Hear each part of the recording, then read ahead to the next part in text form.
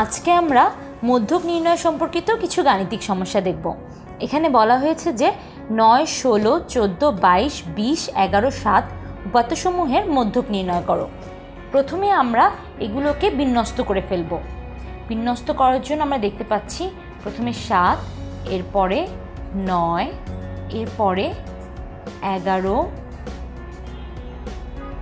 14, 16, 22 না, প্রথমে 20 হবে, এরপরে 22।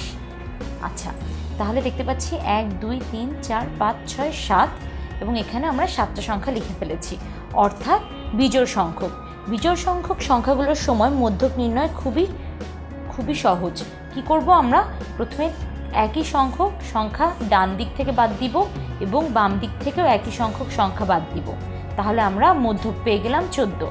আমরা কিন্তু সমীকরণের সাহায্যেও বের করতে পারি। বিজোড় সংখ্যক সংখ্যার সময় আমরা জানি যে মোট সংখ্যা কত, এখানে 7 যোগ 1 ভাগ 2, তাহলে আমরা পাচ্ছি 4, অর্থাৎ 4 নম্বর পদটি হবে আমাদের মধ্যক। 1, 2, 3, 4, অর্থাৎ এভাবে আমরা 14কেই পাচ্ছি মধ্যক হিসেবে। এখন দেখি আরেকটি গাণিতিক সমস্যা। এখানে বলা হয়েছে যে 10, 12, 8, 6, 2 এবং 3 উপাত্তসমূহের মধ্যক নির্ণয় করো। প্রথমে আমরা একইভাবে বিন্যস্ত করে ফেলব। 2, 3, 6, 8, 10, 12, তাহলে মোট সংখ্যা আছে এখানে 6টি, যা কিনা জোড় সংখ্যা।